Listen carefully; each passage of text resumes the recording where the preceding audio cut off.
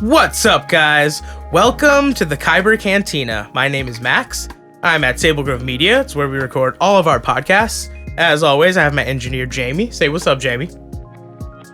So today we're going to go into the Star Wars prequels.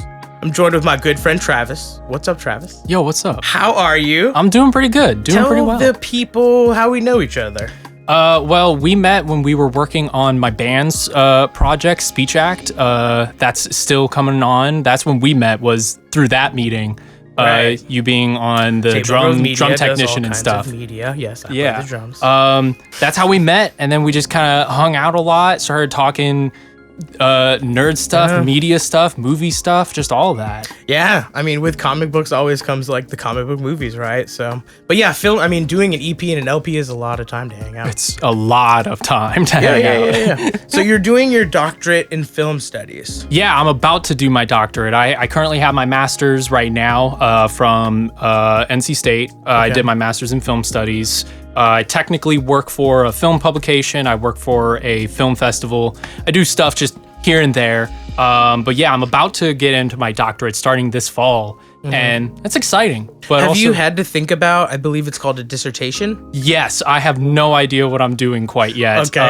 Only because, so I study both film and video games, but specifically how we, the viewers or players, kind of experience those video games. Okay. And thinking on the video game side, okay. Right, or both sides. So like, for instance, my master's thesis was on just like special effects in films, both done through like CGI or long takes or just actual visual working on the film, experimental media involving kind of the experience of drugs that kind of show those on film.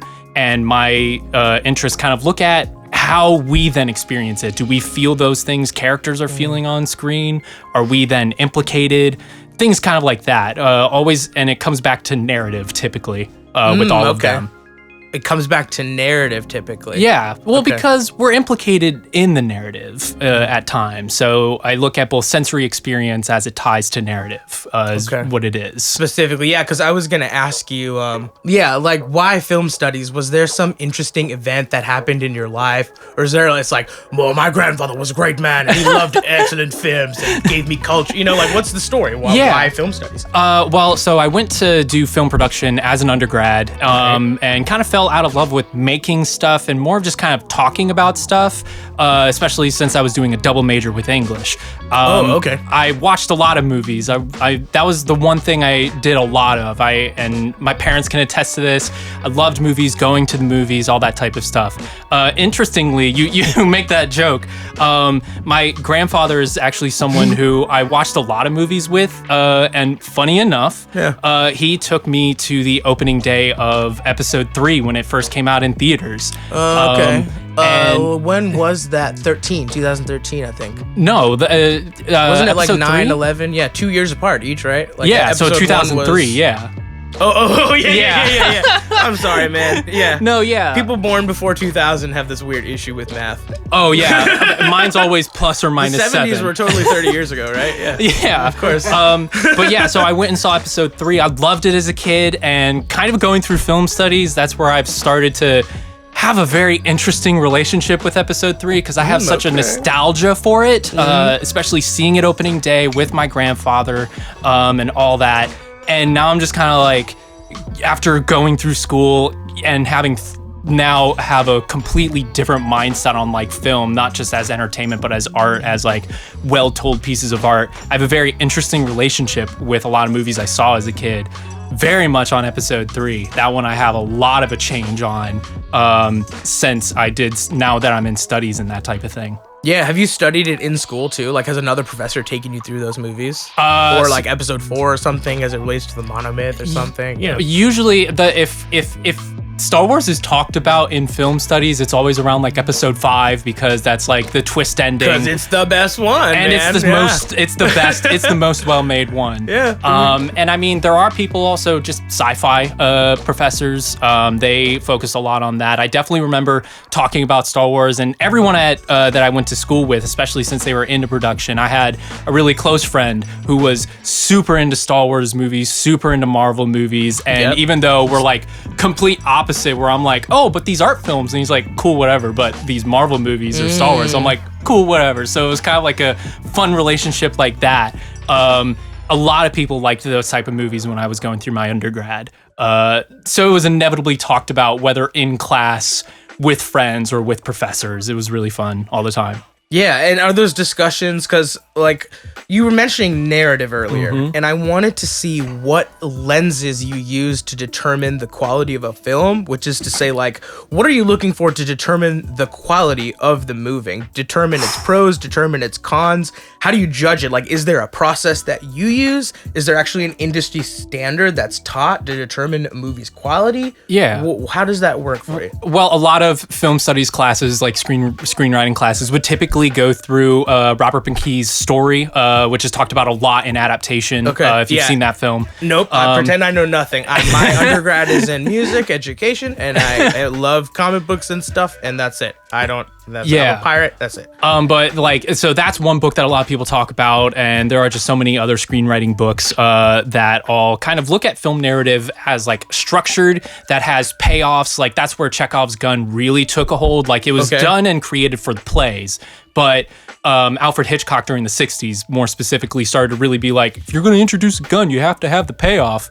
Like you're literal gun, or you're talking about the concept. So like Chekhov's gun is the idea that like Chekhov. you put if there's a gun on the table in Act 1, you have to bring it up in Act 3. You have to always make sure that there's a payoff. Stage thing? No. So it was done first in stage, but movie screenwriting and like typical film structure typically falls on that a lot. Out of curiosity, maybe you know, maybe you don't. I'm thinking let's go back through some Star Trek movies and see if they maybe at some point do some play at some point on it, a phaser and Chekhov and a thing. Oh, I bet. I mean, probably. Maybe. I mean, I've just been watching a lot of TOS a lot recently. A lot of season 2 has a acronym? Lot of the original series. Okay, cool. I'm a It's we're on opposite sides of the fence, but that's cool. The first season is just kind of like whatever. The third season is when things kind of fall apart because there's a lot of like tension on set. But the second season has a lot of really great writing where like you know the setup and you know the payoff right within the first like 5 minutes, even before the title screen hits. Like my wife and I would like be like, oh, I bet this is gonna happen. Sure enough, it does, and it's just a fun time to watch it. I mean, it's all very much kind of like that with me. I'm always like, is there a payoff? How do they keep things going? How do they keep narrative tension for us building like emotionally so that it does feel like a really good payoff? So if you're able to see what's gonna happen, that doesn't bother you? Not really. No. You enjoy that? So my wife was huge on this when we first met, and I've slowly got more accustomed to that. I don't have a problem with spoilers at all. Sure, it ruins twist endings, but the thing is that a film should work without the twist ending. Sixth Sense is great because everything leading up to it makes sense. Usual Suspects is really good because it still makes sense. And like without the twist, it still is solid. And with the twist, it's even more solid. And it still works every time that you watch it. But my mother actually, she got scared and we walked out when the girl turned around and there was like an axe in the back of her head or something. It's literally the scariest part, and she was like, we're done. So I didn't finish that movie and I had to watch it later. So for me, I'm not really a huge spoilers don't bother me. Sometimes they do. I'm like, don't spoil it. But other times I'm like, whatever. Have you seen The Mandalorian? No, but so that's a really interesting thing is that I know a lot of things culturally. Like I know what happens in the last episode. I know like characters that show up throughout the second season. I know a lot of that stuff only because there's such a cultural impact and like most of that stuff just gets spoiled anyway on like Twitter or Facebook or anything like that. But to me, I still want to see it, and I still like know I'm really gonna enjoy it. It's worth the narrative, because the twists are like thrilling in the moment, but for me, because I'm like so like, all right, does this work? Does this work? How does this look? Why are they doing this? And like doing analysis all the time. For me, I'm okay with it because then I'm like, how do you get to that? I want to see what that is to feel kind of like that feeling that like being in the moment would probably do as well. So plot is a big thing, the narrative. And you said as it applies to the senses. So this applies, I'm assuming, to even music as it applies to the narrative? To me, yes. To me, it does. Because if to make music connect, you have to make sure it connects with people, I think. If films have the same power, I think any piece of media has that same power. Video games, music, pieces of art, books, whatever it is. I think that if it touches somebody, it's doing its job. That's it. I mean, art is subjective and there's all of that. So there isn't, to loop back around to your original question, I don't think that there's like an objective sense. Like we can look at the room and say, that's a bad movie. But I enjoy the hell out of that movie. It's so good. And it's because I get by Tommy Wiseau. I love that movie, and it's awful. Yeah, it's one of the worst things ever. But I just love the experience of it, and like when you're like in it and you know it's a joke. Like, yes, exactly. It's all, and you totally understand what Tommy Wiseau wants to think and wants the audience to feel, and it works. And you just have so much fun getting to that. Yeah, I'm glad Franco brought that around because it really is a gem, and people need to know like what's going on. Tommy like got up at an awards ceremony to talk, and James Franco like put his hand in front of him and stopped him because he knew better. He was like, Tommy cannot talk. Yes, Tommy cannot talk in public. I was gonna ask you, like, in the vein of how you judge the quality of a movie, what you think of award shows. Award shows. I have a very mixed relationship on award shows. Okay, tell me that, and then we're diving into Star Wars. So, for instance, this year the Golden Globes are some of the worst nominations I've seen in a while. The Oscars infuriate me because one year they might say, hey, we're going to give the Best Picture to Green Book, which definitely did not deserve it that year. And then the very next year say, Parasite's going to get it. And I'm like, okay, now I respect that. I have very mixed relationships with award shows, especially Oscars in the animated category. I think they are biased towards a very specific company, whether it's a Disney or Pixar, because only 2 films that are not Disney or Pixar have ever won the Oscar. Oh, okay, I see what you mean. It's only a handful. It's only a handful, and it's Spirited Away and Shrek are the 2 that come to my head immediately. Because otherwise, it's Disney and Pixar almost every other year, and I'm like, can we give credit to some other artists for once? Yeah, it doesn't seem like it's 100% for exactly like really good films, more like industry good films. But in that same vein, I think comic book movies could win a whole lot more. Oh yeah, no, I definitely would agree with that. Yeah. Especially I like a lot of like music in comic book movies get a lot of credit. I mean, Joker had a really good year at the Oscars by having Joaquin Phoenix win Best Actor.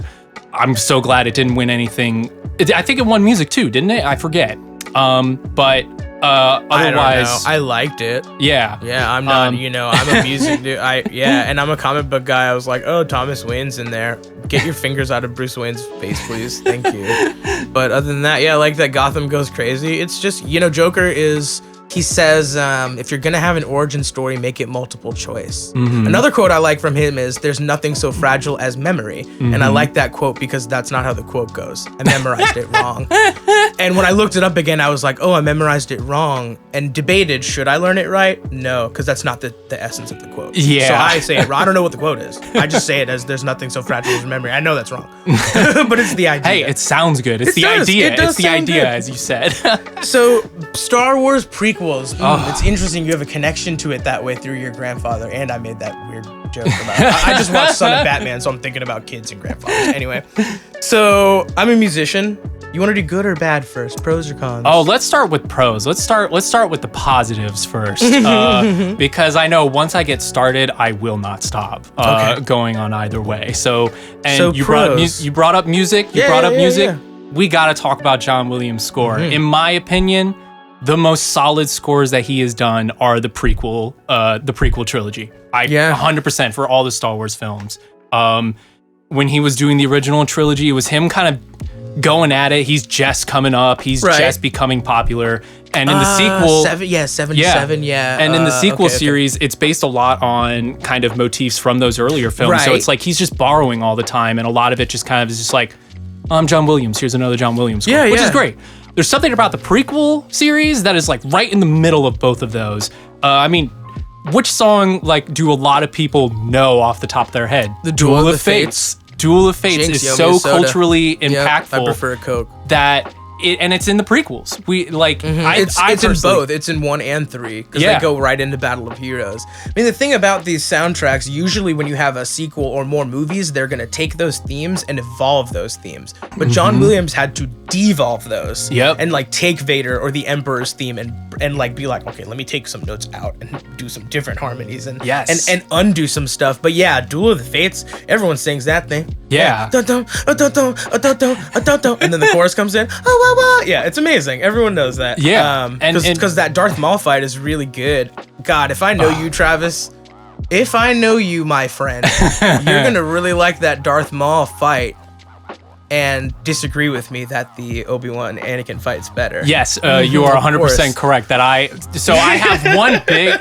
We'll get to the cons, but I do have one big issue with the Darth Maul fight, where the ObiWan Anakin fight, I have a very strong response to that is very different from how I felt when I first saw it in a theater all those years ago. But I mean, the biggest thing is that in both of those fight sequences, the Duel of the Fates is so.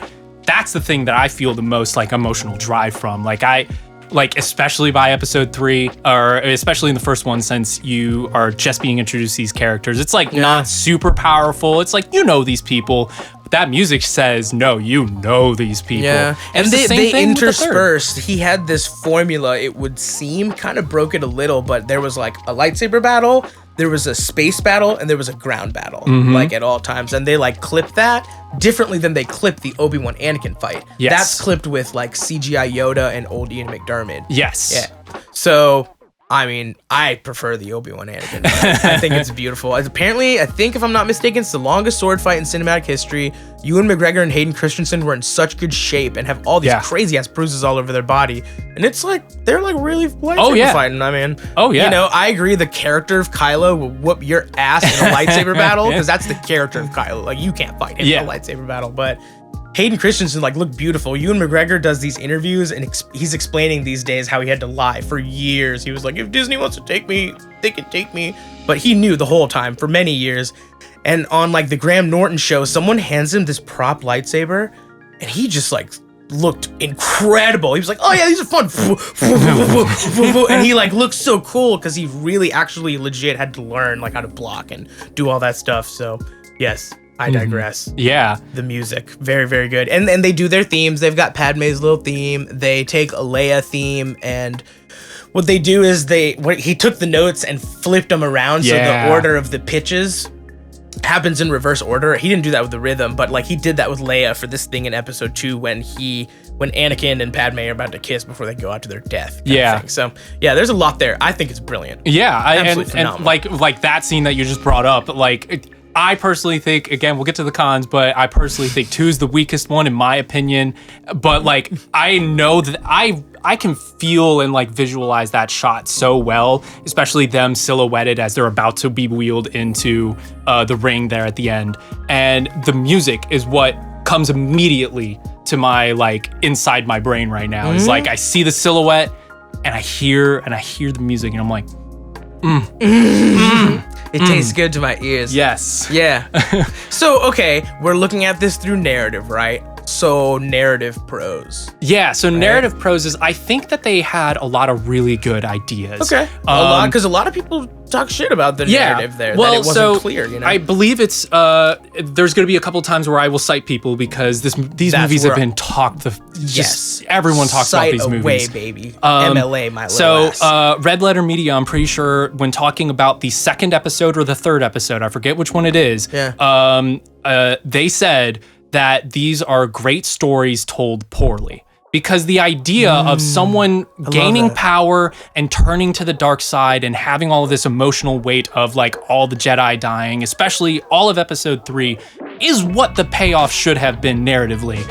And I like these. Okay, should have been. All right. Okay. Right. Okay. And so in all of that, it makes sense. It's just that the execution of such makes a lot of people be like, that's what people have talked about all these years, is like this perception of both what they wanted and also just kind of the mixed execution. It's very much, you can see why the studio was afraid of episode 4, the original Star Wars, before it came out, is because what the person was making was kind of a mess and the movie was kind of saved in edits, and then it became a cultural impact. Kind of, right. And I think that the ideas of the story are really great. Trying to have both redemption and fall and all of this happening in those 3 episodes are a great idea. It's just that no one was there to say no to the person who was writing and directing it. Yeah. Because he had money, he had the studio, but he didn't. He's just. We'll get to the negatives, but I just didn't think that it 100% worked out perfectly. Yeah. So you mentioned episode 4 and how freaked out they were like when they were making it. I thought of one scene with like the sand person, and he like moves a gaffy stick and they do it back and forth, and that reminded me of the CG and like how far the technology's come. How do you feel about the CG in these prequels, particularly the 3rd one? So I actually, out of curiosity, I like all the CGI. I think especially the time, I personally think that so episode 3 has the most CGI, episode 1 has the least. And in my opinion, I think the one that holds up the most with CGI is actually the first one many a times because of how they tried to do most of the things practically, or if they inserted a character, you can kind of believe that it's there. By the time you get to episode 3, they're shooting most of these scenes on blue screen or on green screen. They're shooting most of that. So they're building these environments, and almost half of these characters that people are talking to, like I always think ObiWan versus General Grievous, what is he even looking at? He's looking at just a green stage or a blue stage when they're shooting that. And so, and he has to have his eye line, right. But I think that a lot of, especially the first space sequence in episode 3, the rendering on that looks incredible. It is all one shot, and for the time, you talking about the beginning? Yeah, the very beginning is a one shot CGI shot. For the time, like we look at it now, that might come up in a lot more films, but at the time, that long shot with that much time in film, like video games have been rendering by that point and doing these like 3D environments, but something about the opening of episode 3 and those movements was really well done, and I think that still holds up to this day. Yeah. I do disagree about like at the time, because if you look at the Lord of the Rings Return of the King, at the time that looked great, and today it's rough, but episode 3 holds up to 7, 8, and 9. The beginning sequence still is incredible to watch. It's because they're today. Filmed similarly in similar ways, either on blue screens or green screens, or even what Mandalorian does, where they're filming on this quasi kind of like backdrop scene. Like they're not filming out on the desert. They're doing like this weird thing that was introduced with, I believe it was not Elysium, but this movie with Tom Cruise, all the colors are really white and washed out. They shot most of that on these like backdrops, basically. That's where they're projecting a lot of the environments, and for some reason, the way that it's like projected on these screens comes up really well on camera, and that's how Mandalorian is shot, especially a lot of season 2 when quarantine was going down and that type of stuff, is that they were already filming on these sets, and that's what helped the production along a lot, is because you didn't have to have all these people, all of this background. You can have only who you need that day, or something like that. And so that's why episode 3 holds up, is because it's kind of still filmed the same way, completely bluer green screens and having to create these environments. And by that time, the blending with the characters with those environments looks pretty cool, looks pretty good, and still holds up. Yeah, absolutely. And like that's probably why Mando looks so good. And like Lucasfilm is always like, at the forefront of these technologies, so that makes sense. Yeah. So talk some shit for me. What is it about these prequel movies that are not for you? So while I praise the CGI, I think that it's sometimes also a detriment, such as when Anakin is telling Mace about, like, I think the Emperor is, or I think that the Senator is a Sith Lord, and he goes, a Sith Lord, we need to run there. But because they're filming on this blue screen or green screen, and they have a very specific mark, and they still have all this dialogue to go through, they're like, we have to run there now. Same exact walking pace as they're walking across this stage, and I'm like, come on. I noticed that they do kind of nonchalantly walk over to that. Yes, transport. But my biggest thing is, I think the prequels are just it's a trilogy of missed opportunities and misfires. I think. killing Darth Maul at the end of episode 1 in the series of only the trilogy right, makes no sense. Right, they bring it back in Clone Wars, but it right, no sense. Because then Lucas wanted him to be the sequel villain, and it should have happened. It should have happened. Darth Maul. He's the heir to the throne. I think because the other thing too is I think that the missed opportunities then come from a little bit of studio, because you could definitely tell episode 2 and 3 was definitely altered from whatever Lucas wanted to do. And Maul's being one of them, Jar Jar Binks being another one, especially since he thinks he's the key to episode 1, which he kind of is. That's like as much as everyone hates Jar Jar. My age whose favorite episode is episode 1, and his favorite character is Jar Jar Binks, and we grew apart. I think episode 1 is... It makes the most logical sense to me according to the rest of the movies. Like, when I talk about the movies, I don't consider television shows typically. So like, for instance, Clone Wars. Yeah. Clone Wars to me is a completely different movie or media experience than the movies. So even if Darth Maul comes up, it doesn't matter because Obi-Wan takes care of his biggest villain right after Qui-Gon gets killed. Yeah, that should have had a villain. Obi-Wan should have had a villain. Darth Maul should have been the analogy to Darth Vader. Right. He should have been. He should have been the one villain that carries one through. Of them. Yeah, he's a Sith Lord, and then you in the second one, in the third one, more machine than man, Grievous, and then in the middle one, the Fallen Jedi. Yeah, which is Dooku. Yeah, and the thing is all of the villains are great. Like, I love General Grievous. I think that his design is incredible, and I think that his character is really cool. I think that it's interesting. The only reason that I was introduced to him before episode 3 was the 2D animated series, and he was cool in that. Genndy Tartakovsky. Yeah. I was just gonna say, they keep making this stuff and then thinking merchandise and thinking in the future and try to move forward with stuff. So I do want to ask you about Anakin Skywalker. One huge thing is his story arc. I personally think the dialogue is fine, but you have to read into it too much. It's the opposite problem with Batman v Superman, where they show you that Martha scene over and over at the beginning and the end. It's the opposite problem. That was too much. I don't think the prequels do it enough. You're giving me that stank face look, and you got your John Lennon glasses on, so give it to me. All right, so here's my thing, is that Anakin Skywalker it's like he's supposed to be the main character, but as there's a channel on YouTube named Belated Media that made the proposition that Obi-Wan is supposed to be the main character, and I think that's where the mess up is because the biggest thing that spawns these prequels is Anakin Skywalker falling to the dark side and ruining the friendship between him and Obi-Wan, because all we know about Darth Vader and his fall is that he and Obi-Wan were friends. The biggest problem is that in episode 1, they meet when Anakin is a kid, and Obi-Wan hates him. He hates him. He's jealous of him. Another useless life form. Yeah, he's jealous of him because Qui-Gon is supposed to be his master, and this kid just comes around and he's like, I'm gonna be his master, and Obi-Wan's like, what? Yeah. What? And then so Qui-Gon's like, hey, you be his master, make sure he becomes a Jedi master, and he takes up that mantle. The thing is then for the other 2 episodes, again, I try not to consider the television show, the Clone Wars, or anything. Right. According to the movies, I don't see them being friends. They bicker at each other. They spend most of the run times of both of those movies not with each other. Episode 2 is Obi-Wan investigating the clones and Dooku and all of that, and Anakin's protecting Padme. Same thing literally happens in episode 3. Obi-Wan goes to take care of Grievous and goes to do that. With you. That's the last time they see each other. And Anakin is over here literally falling to the dark side. While that payoff kind of works, whatever, at the same time, it doesn't pay off to me because I don't feel the emotion. Because the way Obi-Wan kind of talks about it, Anakin is supposed to be his friend, you know? Right.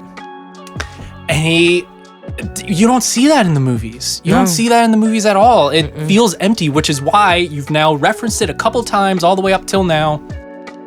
I have a lot of problems with the ending fight of Obi-Wan and Anakin because instead of it being so built on emotion, it's built on spectacle. Right. the fight looks cool. It's very well done. The CGI is really cool. All of they, like you said, they like hurt themselves, and they are like going through all of this choreography and everything. But emotionally, it doesn't seem well written because they haven't spent time together on the films. They haven't been around each other. It just kind of feels like the payoff to the bickering that Obi-Wan and him have been doing, because of course they're gonna fight because they've been bickering the whole time. It's they not didn't give fighting you that for emotional sadness. fallout. Yeah, I think like the ending. Here's the whole. I think the most important part of the fight is the way it begins and the way it ends. To get from point A to point B is, to me, really over bloated and just feels kind of empty, because instead of focusing on these two characters, which is all we're supposed to do, we have this trek across this whole entire lava planet just to get to I have the high ground. Right. Because, of course, that's how the fight's going to end. Hard, the fight's ending like that. We know it's going to end like that. Bad dialogue, too. Darth Maul had the high ground. Yes. You know? There's a thing in the comics where Darth Vader finally gets the high ground and then gets electrocuted because he's the highest thing ever. So that was really funny. Yeah. And like, but to me, so like that fight, especially since it's being intercut with the Yoda and Palpatine fight, both of those feel very epic because of the music, because of the CGI, the things that I give the things that were good, right?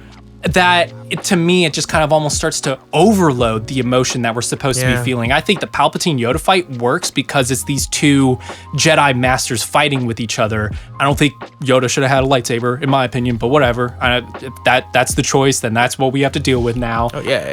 But that fight feels a lot more fun because I didn't even bring this up as a positive. Palpatine, the actor, Ian McDermott, he's great. He's having so much fun. He's having so much fun. He goes with the cons. And he sells that character. It's so good. And then over on the Anakin Obi-Wan side, Ewan McGregor is great at what he does and is just wonderful to watch on screen.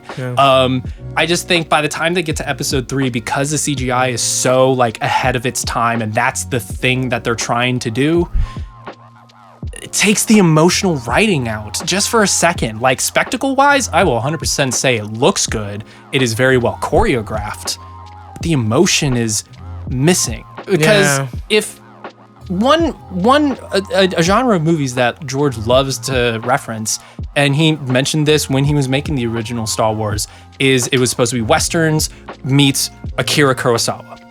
And if that's what he was going for, it makes a lot of sense, because Kurosawa's fight scenes, Japanese director from like the 60s and earlier and later, those fights were literally just shot of a man, and they stand there. You hear the wind, Mando too, you hear the music. It's all silent. And then the fight is only like 3 seconds. It's like Last Jedi uses it, like you said, Mando uses it. They do it with Maul and Obi-Wan in Clone Wars. Yeah, I even think that happens too. But then when it gets to this last fight, it's right. I totally get it. Thrown out the window. And it hurts, especially because, like I said, I was so thrilled as a kid, and it's a movie that after my grandfather passed away, I have now 2 movies from his collection. That movie and Lady in the Water, which are both movies that I have such a weird relationship with, because I both love them and have so many problems with them.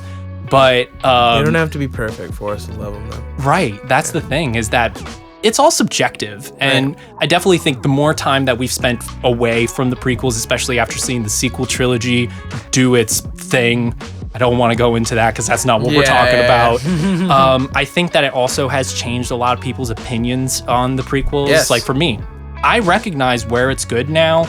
I still have to say I don't think it's perfect, but it really does make an impact. And I think that's the most important thing, especially because as these TV series and all this and Disney does what they do with Star Wars, I think that's just going to continue to build. And I think now it makes a lot of sense because that's what they're doing. Where back then it seemed like a whole different ball game. It was not really as prevalent like with what Disney is doing with Star Wars, having movies and series at the same time and all these stories going back and forth, where back then you have the movies and then you have the animated show and then you have the video games, and they're all supposed to be the same. but they all still feel disconnected, which makes each of them feel really nice, like separately from each other. But then when you think of the movies, kind of have to take, for me at least, you have to take that away from those movies because the movies are what they are. Right. I totally agree. Yeah. So what I'm really taking home here is narrative, and I'm going to be looking at movies through that lens. And as we move forward with like WandaVision on the podcast and Falcon Winter Soldier? Yeah, absolutely. Yeah. But dude, I thank you for coming on. Oh, thank you for having me. Awesome. Yeah. Like, absolutely. Because I usually have nerds on and not really like film, studies. So I really, really appreciate you. Hope you guys enjoyed, and we will see you next time until our paths cross. What's up? It's Travie Boy. Thank you very much for listening. This has been Kyber Cantina. Hit that subscribe, hit that like, hit that bell. And if you ever want to check out anything, check out Sable Grove Media over on the Instagram, over on the Facebook, coming out on Twitch soon. And you know what? Maybe we got some Spotify links coming up. Stay tuned for that.